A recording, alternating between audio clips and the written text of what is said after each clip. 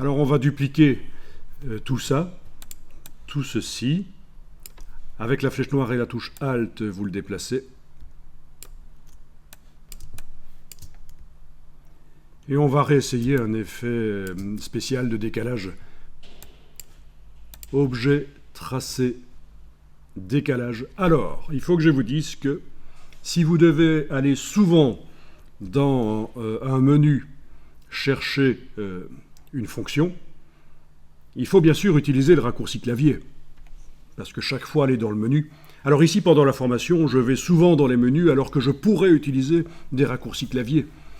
C'est parce que c'est une formation et je veux montrer visuellement où ça se trouve dans le menu et qu'on voit le nom de la fonction. Tout ça, c'est plus intéressant quand on apprend.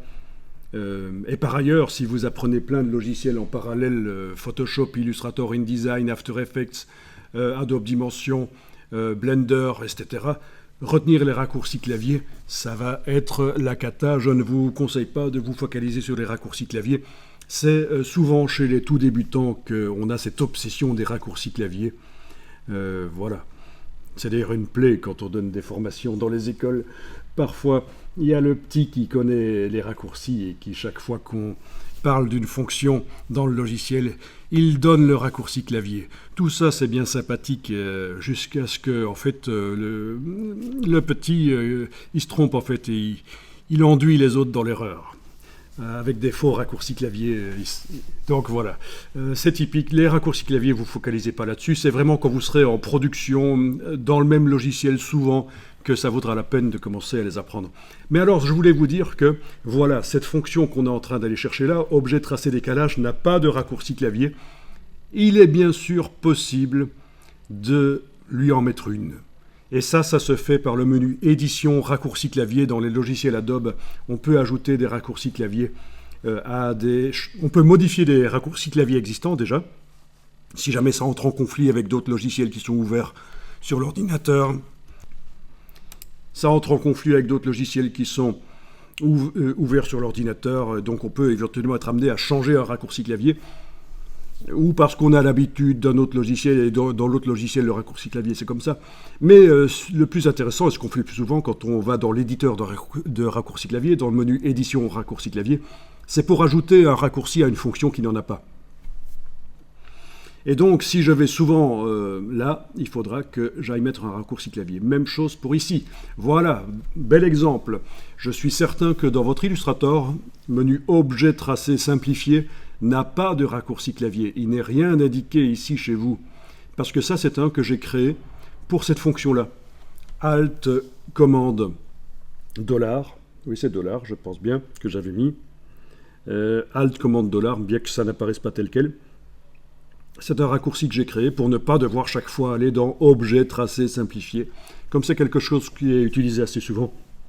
Voilà, donc ça, je vous montrerai les raccourcis clavier parce que c'est quand même très utile.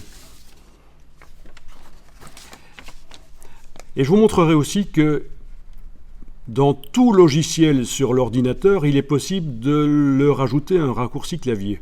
Parce que vous vous dites, oui, c'est bien, c'est chez Adobe, dans le menu édition, raccourci clavier, on peut ajouter un raccourci clavier, mais quid de mon logiciel que j'utilise souvent, qui n'est pas Adobe, et il y a des fonctions, je voudrais ajouter des raccourcis clavier, mais malheureusement, il n'y a pas l'éditeur de raccourcis clavier dans mon logiciel. Eh bien, par l'ordinateur, à un certain endroit de l'ordinateur, qu'on soit sur Windows ou sur Mac, il est possible d'aller ajouter au logiciel des raccourcis clavier. Voilà, fin de la parenthèse sur les raccourcis clavier. On était donc dans objet, tracé, décalage. Voilà.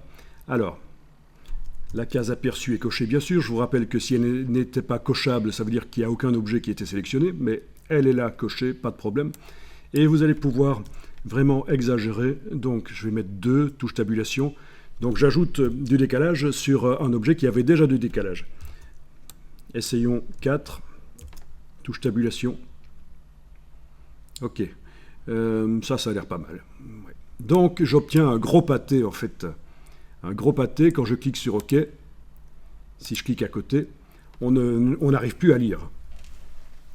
Mais c'est intéressant, vous allez voir. À quoi ça pourrait servir. Vous voyez ce qu'on pourrait faire avec ça?